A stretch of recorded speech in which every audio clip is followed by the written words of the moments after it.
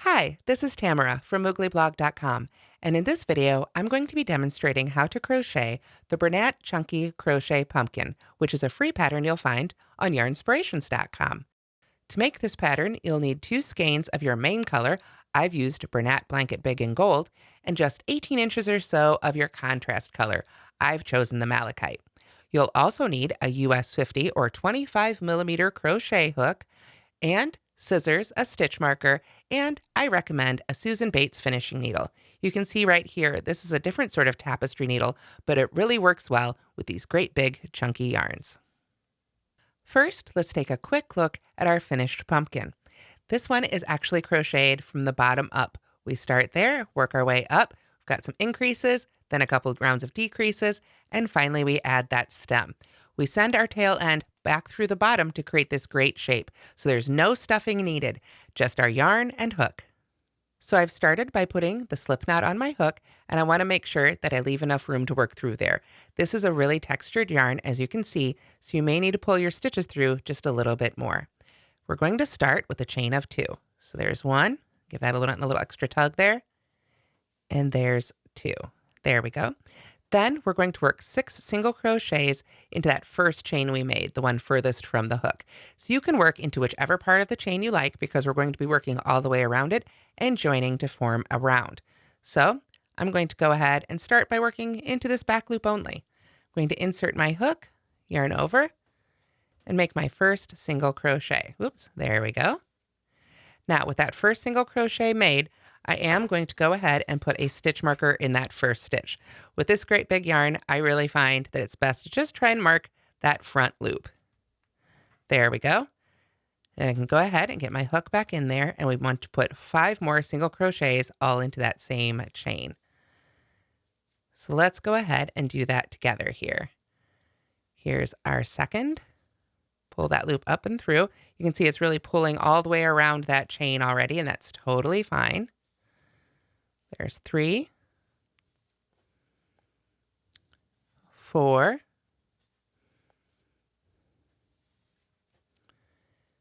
5. Oops, let me get in there. And let's just make sure now. I really like, as I go back through these stitches, I'm going to give that one a little extra tug there before I pull my hook out. I like to really find the top V of these stitches and give them a little bit of a tug as I count them. So there's 1, 2, 3, 4, 5 made, so we've got 1 more to go. Get my hook right back in there, pull that loop down, and we're going to go right back into that center again. There we go. Pull that loop all the way up and through so we can finish our 6th single crochet for round 1. So to finish it off, we still want to slip stitch in that first stitch. So we pull that loop through and right on through. So that is what it should look like after round 1. To begin round 2, we're going to start with a chain 1. So we want to yarn over and pull that loop on through. And then we're going to put 2 single crochets in each stitch around. So at the end of round 1, we had 6 stitches. At the end of round 2, we'll have 12. So first I'm going to go ahead and move that stitch marker out of the way so it doesn't get lost inside those stitches. And we'll go right in that first stitch to make our first single crochet. And then I'm going to go ahead and put my stitch marker right in the top of that one there. Oop, missed the loop. There we go. And now we can put a second one in that same stitch. Just make sure you take your time to pull those loops up and through. There we go. So that's 2 in that stitch, and we go to the next stitch and do the same thing. 1 single crochet, 2 single crochets. There we go. So then we continue doing that all the way around and join again with a slip stitch. So this is what it looks like at the end of round 2, and we're ready to begin round 3. To begin round 3, we're going to start with a chain 1, and then we're going to begin our repeat.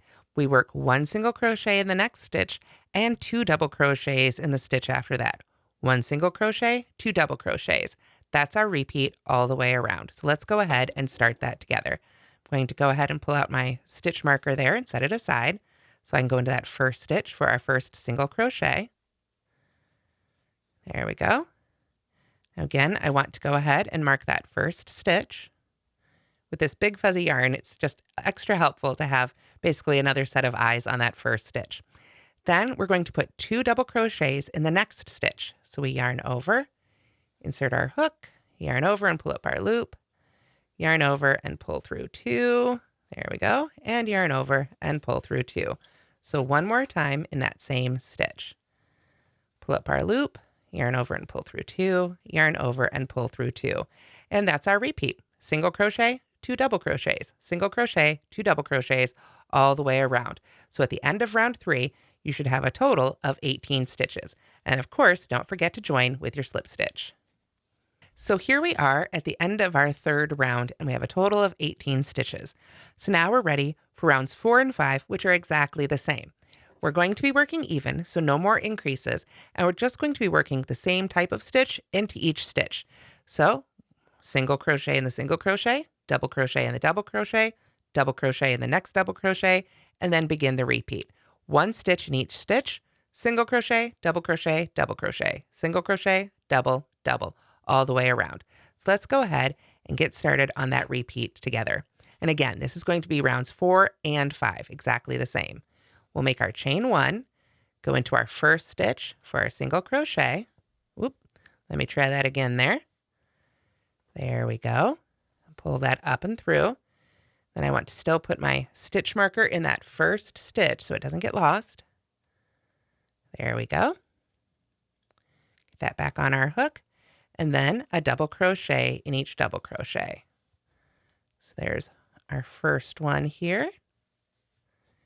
And our second one in the next stitch. So again, we're not increasing at all. We're just working 1 stitch in each stitch, but our pattern is single crochet, double crochet, double crochet. Come to the next stitch, single crochet, and then followed by a double crochet and another double crochet. So that is our repeat, sticking with 18 stitches for each round for rounds 4 and 5. So I'll see you at the end of round 5. Now, sometime, probably around round 5, you're going to find yourself running out of yarn. It's going to be time to add the second skein. So you've got a couple of options. One is to take the 2 ends of yarn and take some matching thread and a sewing needle and sew those 2 ends together.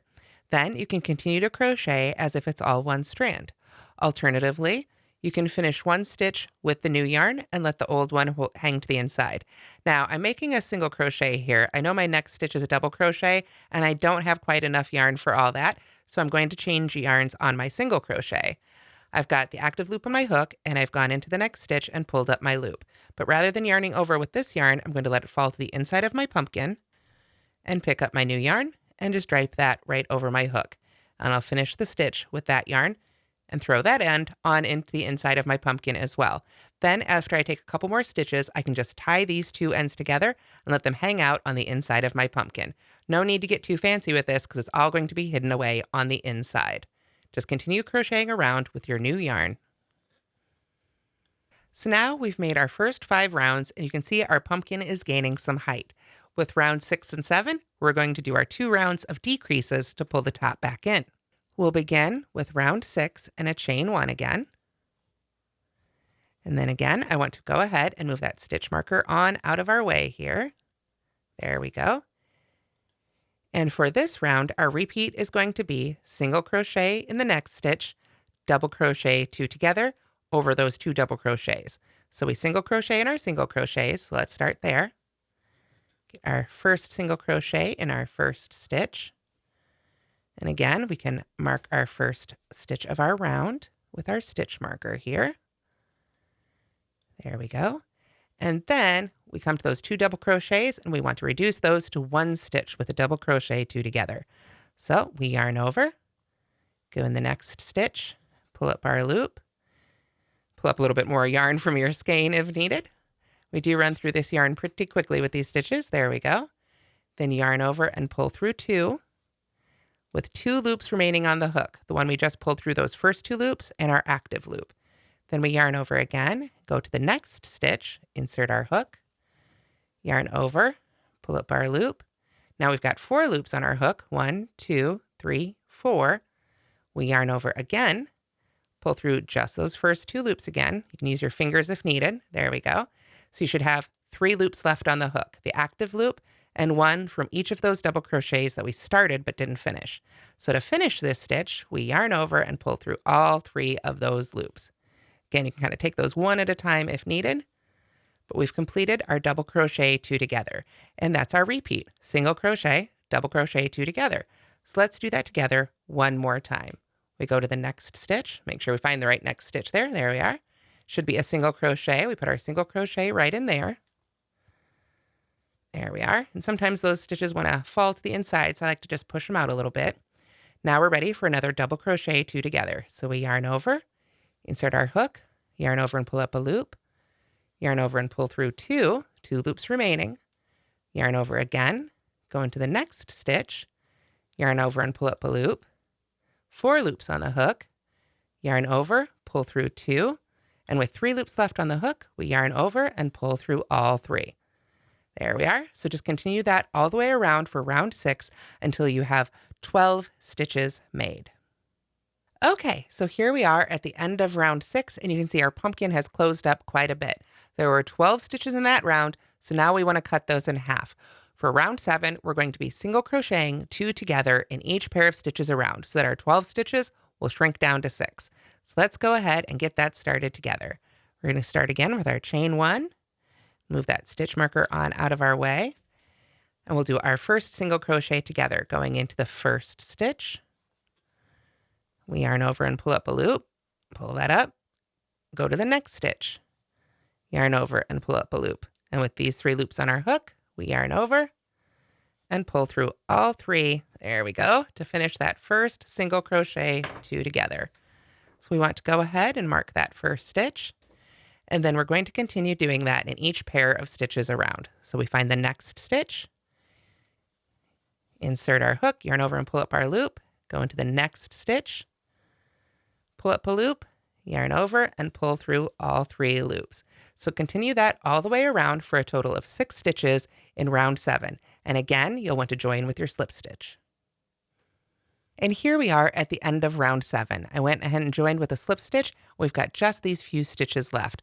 Now we're ready to cut our yarn for our pumpkin and set it aside for a moment. But we want to make sure that when we do cut our yarn, let me set that hook down carefully there, that we leave a 24-inch or so tail. It doesn't have to be exactly 24 inches, but we're going to be using our tail to gather that last round closed and to squish our whole pumpkin down and create that great pumpkin shape. So we want to make sure that we have plenty left. If we've got extra yarn, you can even leave it a little bit longer than that.